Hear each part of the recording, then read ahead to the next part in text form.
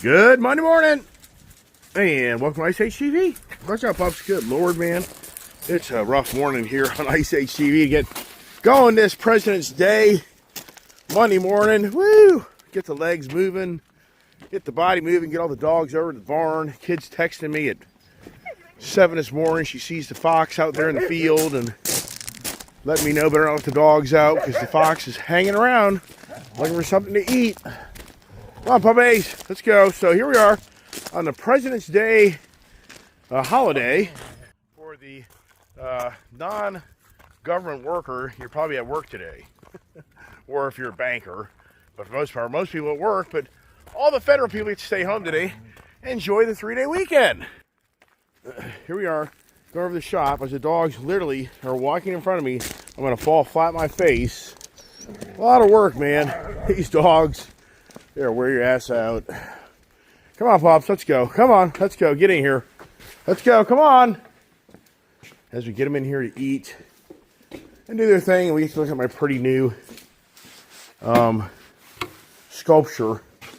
My new artwork. Where the hell I'm going to put this thing, I have no idea. Come on, Pops.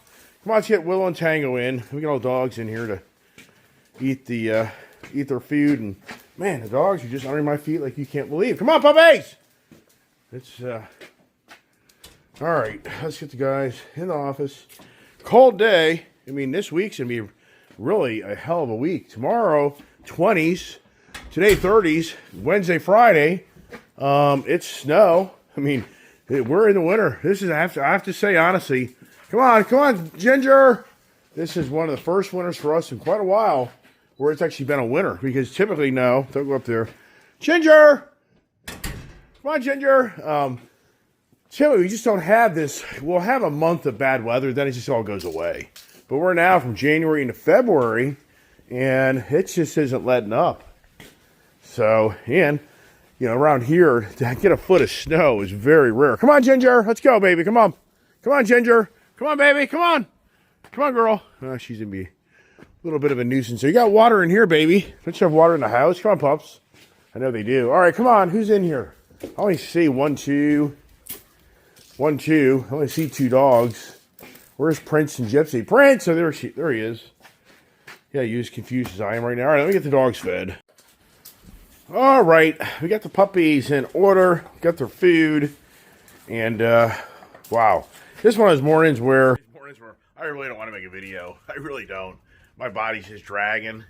So, I'm going to do my best today to kind of keep you entertained. But I really am like, too much on my plate today, so just too much to do. Anyways, here we are. Yeah, when you're independently, you know, when you work on your own, you don't get the privilege of all the, you know, the give-me's, the give-outs that you get in big business and big government. What a disgrace the government we're in. And so I thought today we could talk about President's Day. And, you know, it's, even for me as I get older in life, and I was telling my wife, even my daughter, me growing up, I had speech impediment and hearing challenges. That's a fact. I actually had to take a special speech class because I couldn't hear. And growing up, I just didn't hear things. And today, I can read things and I can watch movies and I can watch, I can watch anything. You have text capabilities so you can read what, like if I went to a movie when I was a kid, I have no idea what's going on. I couldn't hear it. I could not decipher what they were saying. That's how bad our hearing is in our family. So my family has always been very challenged on my dad's side of hearing loss. My brother's like 85% deaf. And until you lose your hearing or you can't hear well, you don't get it. So growing up, my parents just didn't know. Even I, as a little boy, how would I know? I'm just a little kid. So in class, I just didn't hear. I couldn't hear what was being taught. I could read on the chalkboard, but I just didn't, that was a very challenging time. And, once again, for me, growing up, and even for my brother, my sister, my oldest sister is not as much. She doesn't have a severe hearing. But my other second sister, she's had hearing loss issues, and my dad as well. So what I want to convey back to you is, as you get older in life, for me, I'm looking more into the history of our country. It's really cool. I watch the documentaries of the Civil War, the Revolution, the founding of America. It's so cool to watch all this stuff. And since it's all now closed caption, I can actually understand and, read what's the historian is telling you. Now, years ago, without that closed caption, I wouldn't hear half the stuff that was being said, so I wouldn't attain or understand it. So I really do enjoy that now as I'm older in life, and I do read more than I ever have in my lifetime, because I just do enjoy learning things. And that's what I do on my channel. It kind of does just befuddle me on how much information I bring through my channel of things that I read and digest and try to convey back to you. And sometimes information not be 100% or accurate, but many times many of you will reach out and correct that, which I appreciate that. Look at the bikes. I spent on Saturday all afternoon just polishing these bikes and cars up just because everything was so dirty and it was just so bad. And you know, what do? I shouldn't say, maybe that was Friday. I think that was Friday. I just can't keep track of the days. Because Saturday was all about me putting the Street Glide straight bars on, which really played out really well. And from what I understand, I think all the Milwaukee 8 generation Harleys, I think those straight bars would work. Now, was the Milwaukee 8 like 2015, 14, 16, 17? I can't remember. But what I've figured out with my Harleys is Harley-Davidson did not change the frame out from 2024 from a 2023 model. So the latest, you know, the 2020, 2021, 2023, those frames are all the same frame, the 2024 and 2025 motorcycles. So maybe out there debating if they can put straight bars on. I'm pretty confident you can. I could be wrong, but there's a 2023 right there that it works fine. But anyway, so now kind of going back, well, before we get to that, yesterday the wife and I went and had breakfast and went to Trader Joe's. Wife likes to go to Trader Joe's and get certain things up there. And actually Trader Joe's is pretty, you know, affordable. It's not too bad because they get their own product and brand. I know it's the, you know, it's the yuppie store per se. But anyways, we went to Home Depot to go get a new gate to put up in our house to close down these dogs running amok in our house too much. And when I was there, you know, voila, here's a really beautiful rolling chest that I've never seen this color from Home Depot. And to even the point, if this was black or red, it wouldn't even be here. I would not even bought that chest. Now, I got a 50, they took off $60, believe it or not, off this toolbox. So I got that thing for under $100. So that's really nice rolling. You know, what's nice about these things is these things actually, you close them, they usually, you know, see the door closes. Wish I could find another Jesse James box out there. We should have bought 2 of those so many years ago. But anyway, so that was a really cool thing, and that's now a project of where we're going to put it. Having to get rid of a lot of stuff that just needs to be stored somewhere else, which it does. I need to grab a lot of stuff in the back there and just put it on my second level of my deck because it's just stuff that will never be used.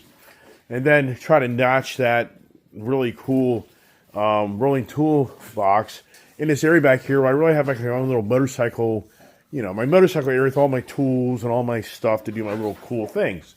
That's the goal, and it kind of give it a really cool look. Anyways, watch my channel. That's kind of what that's all about right there. But now back to President's Day. So when do you think, you know, the Declaration of Independence, who Thomas Jefferson wrote in 1776, July 4th, 1776 was actually the real date of the, at the time, the city members of our country that were, I guess, the parliament, or whatever you want to call them, not all in that language of government, but those individuals signed the Declaration of Independence to present, I guess, to our country that we were ready to split from the British. But what's interesting is, so here's a question for those out there. So we have President's Day. So when was our first president of our country? Have you ever thought about that? When was George Washington actually elected to be the president of our country? And actually, when was the actual British War? It's really the Revolutionary War, because the British War is a whole different war from 1600s, British Revolution. But what was 1776 really all about? Have you ever thought about that? And so I did a little research, just very quickly here. And 1776 was, just like I told you, was the signing of the document that Thomas Jefferson wrote, independence of our country from the British. But the reality is, the British War actually didn't even really end until 1783. Did you know that?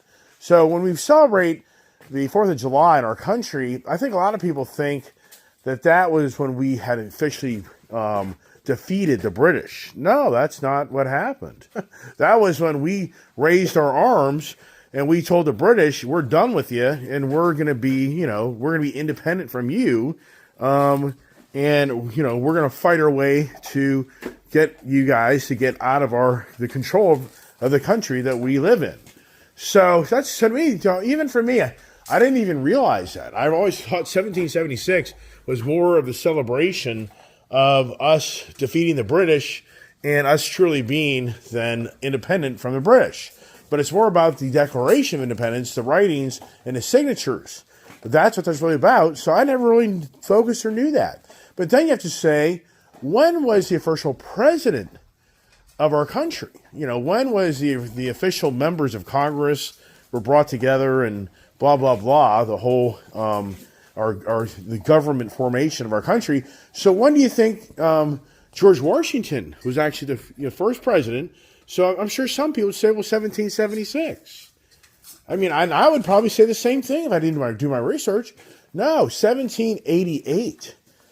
George Washington actually was not elected to the presidency until 1788, but he actually didn't serve until 1789. So I just think that today, being President's Day, that's kind of just good information to share with you and, anybody that's a historian, anybody that's into our country's history. You probably know a lot. Well, I know you know a lot more than I know, because you've studied that, and I didn't go to college, and I didn't study that in school. Man, it's so crazy. These dogs this morning, they're going to make me fall over. The thing about life is, talking about life is, it's like, 10 years from now, 5 years, 10 years from now, I could not do this anymore. I could not do this. It is so much physical activity. I'm going to be turning 62 years old. Wow. Is that hard to believe? A week from today, I'm turning 62 years old. And as you said, when I hit my 50s, I felt the change in my body. Now in my 60s, I definitely feel the change in my body. It all starts to change. I mean, it's just because you get older. And once again, to think that I'm 72 years old, taking on the responsibilities of all these dogs that I've done, there's no way. There's no way. It's just, and, the challenge is you get older, you fall and get injured, you don't recover overnight like you did when you were a kid. So these dogs here is what I'm trying to say is, as you get older in life, you can't be an 80, 90-year-old person with 100-pound dogs running around you that are going to make you fall down. It's not good. I mean, and that's the thing. These guys here, once again, it's never-ending, rambunctious, fighting with each other, roll around with each other, and it's just nonstop. Even though in the evening time, they really do a good job, and they all have their seat. It's incredible how my shop has turned into all these seats here, exception to that one there, black one. The dogs all sit in that in the evening as the daughter and I hang out here and watch the Daytona 500. Wow. What a race. Yesterday I talked about the Daytona 500 in my morning conversation, and, I'm just not the biggest guy to sit there and spend my day watching Daytona 500, so it was so cool on how yesterday they got rained out. It wasn't cool for people into that race, but for those that, like me, I was able to enjoy that race yesterday evening, where I'm more in the state of chilling out later in the evening instead of chilling out in the middle of the day. And so I get to watch that race because there were only like 24 laps in when they stopped the race. And so the daughter and I watched that last night. What a great race. That was exciting. So the other thing is I'd stay up and out because the power, we lost all our power yesterday at 4 o'clock. And it didn't come back on until like 9 o'clock last night. So, and I know from having those tractors that tractor, my old tractor, would run about 8 hours before it burned out through the fuel.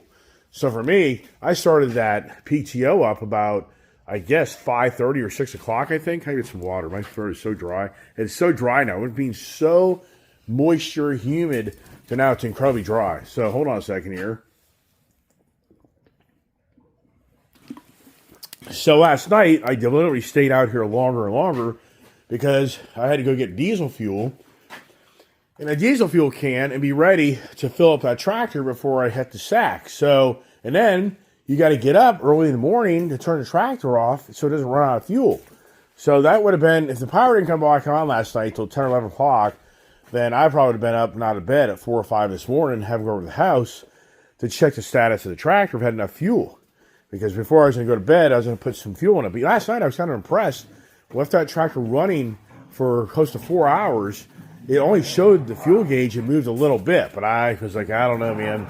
I would think this thing's not going to go 8-10 hours on one tank of fuel. So, but the good news is that we got power back on, and I didn't really have to worry about that. But the Daytona 500, wow, Joey Logano, or whatever his name is. So once again, I'm not a huge NASCAR follower. I do know the names. A lot of names up there. I don't know those names. There's so many young kids in that sport now. It's incredible. But what's it, Joey Logano, 23 or whatever, and the Ford Mustang Dark Horse. That was really exciting, if I'm correct. They had the Ford Mustang Dark Horse. Had the Chevy Camaro, which makes no sense. And then they had the Toyota Camry. But back years ago, NASCAR, the original True Beginnings, you had, you couldn't race a car in NASCAR unless it was actually a factory-built production car. And now that the Camaro is gone, it's interesting that they don't, that rule doesn't per se apply anymore. But it's interesting how, look at this here. See, I'm down here, all the dogs right under my feet. Then I get outside here, and they take off, and they're like, who are you? Yes, I'll walk way over here now. Look, here they come. Yeah. Oh, my gosh. So anyways, what a race to the end where Joey Logano, he had a piece of, in one of the crashes, something came off a car and went up into Joey Logano's air intake and screwed up his throttle body where he couldn't get the car to go to its maximum RPM. So they couldn't figure out what was going on with that car. So he got way back to last place, and then they figured it out and put a new throttle body or something on the car. Then he got back in the race, and he went from being like 17th to like 12th to 11th to 10th to 12th to 8th to 9th, and he was stuck up on the high end. So they had it 3 wide. These guys, as well as I do, my daughter's watches, like, these guys live in these cars. That's all they do. So you go around a track at 190 miles an hour, 3 wide, banking into corners, the incredible talent these guys have. It's beyond unbelievable that these guys have, but they just live. I mean, these guys are living these cars all day long, and most of their life just racing these cars. And you understand that if you really follow these sports. So anyways, Joey Logano, everybody knew that he had to get down in the bottom of the three cars riding out. He's on the right. He needed to be on the left. The bottom was the faster way to get to the first place. So he went from being the third lane to second lane, but he got way too aggressive. I couldn't believe it. He got way too aggressive. He really pissed off a lot of other drivers. And he nudged his way into the middle, and he created a major crash. But then it created a whole other opportunity for other guys, the Toyota Camry guys. So Danny Hamlin, who's partnered with Michael Jordan and Bubba Wallace. Bubba Wallace didn't do much, but Danny Hamlin, he was in the contention of getting winning the Daytona 500. And it was going to be a Camry, but I was wanting the Dark Horse to win. I just thought it'd be kind of cool. And so, anyways, it was just incredible how that whole race played out of the crashing and the changes of the leaders. And then they're at the end, in the last lap, they have another crash. And guess what? The good old Jeff Gordon, number 24, the Hendrick Penske team, comes to the front and wins the Daytona 500. And it's a guy's named Byron or Brian or something like that. And so the guy won the Daytona 500 last year. So this guy, he was in like 8th or 10th place in the race. And so it was just an incredible experience for this young guy that pulled off a back-to-back Daytona 500 wins while he was laying back. And he wasn't even up there in trying to bully his way through like a lot of other aggressive NASCAR drivers do. And he was given the reward.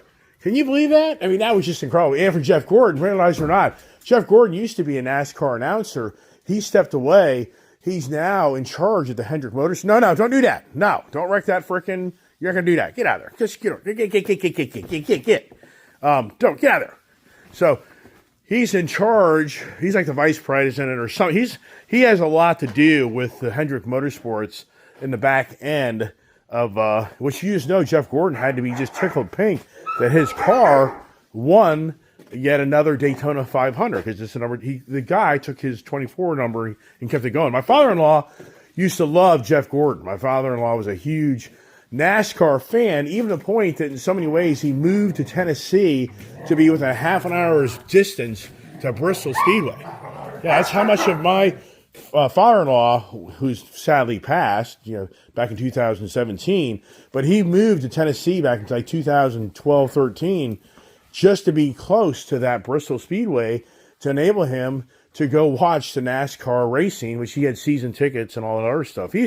My daughter was telling me about how her grandmother was telling her about how they used to go to that. They had to park like a mile away. It was like, a mile plus parking to get there, and then walk all the way, walk a mile to get to the stadium. And then that track is such a small track. I don't know if it's a quarter mile track, whatever it is. The Daytona 500 is a 2.5 mile track, which my daughter didn't realize that. No, don't do that. You guys just want to destroy things. It just doesn't end. That's all it is. I got to eat something. No, stop it. Quit eating this blanket. You're ruining it. No. So I saw my daughter. She was saying how they used to go to that NASCAR race. You have to wear earplugs because it was so loud. I was like, yeah, because it's a bowl. It's a little mini bowl. It's one of the smaller tracks in the NASCAR circuit, and that's why it's so loud. Those are kind of just boring events to me. The guys can't really get out there and open it up. But at Daytona 500, I told her, you and I should try to go there one day. We really should. I should try to go to Daytona 500. I think that'd be pretty neat to go just have that experience, to go see the guys go round and round. And I felt for the people who probably got there at noon and probably didn't leave until basically, 9 o'clock last night. So what a long-ass day that was for many people. My daughter and I went to the NHRA down there in Bristol, Tennessee, like 3 years ago. Hard to believe. It was like 3 or 4 years ago. And it really does take it out of you. We got there like 9, 10 o'clock in the morning.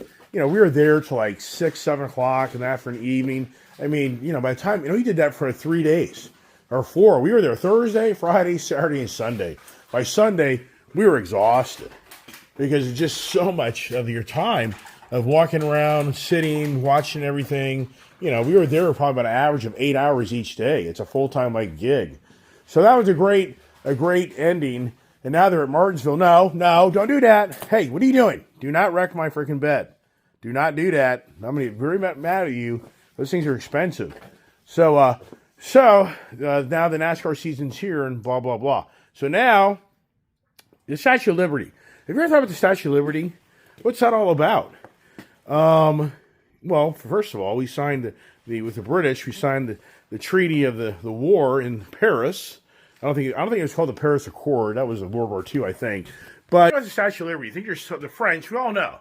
Wasn't for the French, I've talked about this many times, wasn't for Benjamin Franklin being the diplomat of our country, schmoozing the French, and the French despised the British because of their previous wars with one another. So the French were all about supporting our country to defeat the British because they just hated the British. And it wasn't for our good old buddy Benjamin Franklin. Was that what it was? I'm just trying to think of our diplomat that went over there and schmoozed them to come here and give us monies.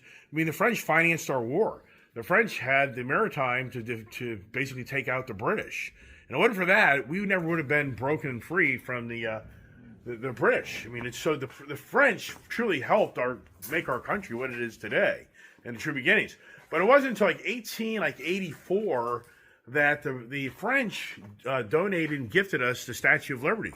Did you know that? So it was basically about 100 years later, after we actually won the war against the British, that a sculptor and engineer actually made the Statue of Liberty. It was I think 300 pieces that were shipped over here. I could be wrong on those numbers, but whether it is or not, these two gentlemen, a sculptor and engineer, designed that. They shipped it over our country. Then it sat, never being put together because our country didn't have the money to actually build that Statue of Liberty.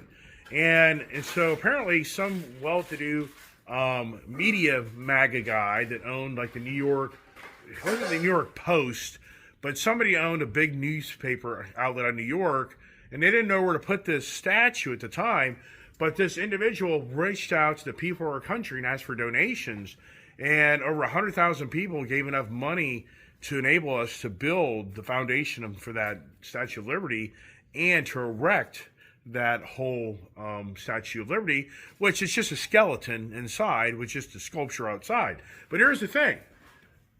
Who is the face? Have you ever thought to yourself on the Statue of Liberty, who actually is that face? And so it's very interesting. Augusta Charlotte, like Bartholdi, I think it is. The Francis Bartholdi was her son. He was a sculptor. So the sculpture actually made a face of his mother that is the Statue of Liberty. And it was all built out of copper, and it took about 3 years for it to anodize to give us that green look of the Statue of Liberty. But I never knew that. So anybody here, that's curious or think about Statue of Liberty, have you ever thought to yourself, well, who is that woman that is the Statue of Liberty? And I just told you, it's actually that face is from the sculpture to have his mother be looked at forever. Isn't that something? And I never even thought about that and knew that. So if you ever go to New York City, see Statue of Liberty, I just gave you a little information. And for the sculpture, what an honor to his mother. And so anyways, that's about it, everybody. I'm going to try to keep the videos to 30 minutes or less. I think it's a better way to do it. Plus, I got too much going on. I can get things in order. And it's going to be a really challenging week because today we got to get out and get to work. And tomorrow the temperatures are really cold. But then Wednesday and Thursday, we may have major snows coming through here. And this area just isn't designed for that. This area just isn't groomed for major snows. We just don't have the infrastructure of the equipment to do it like you do up north. So maybe up in New York State, Maine, New Hampshire, maybe out west, you have a whole different way of handling things because we just don't get consistent, heavy, snowy winters. All right, well, that's it. I'm going to cut it off at that, and I hope everybody has a blessed day on this President's Day. You may have the day off, you may not, whatever it is. And I can't even think. What are we at, the 47th? I think it's the 47th president, right? I said this the other day. I just, 47 or 48, whatever. Well, so tomorrow's conversation, I think, ought to be about the hidden conversations. So we'll take that and run with that tomorrow. So everybody, have a great day.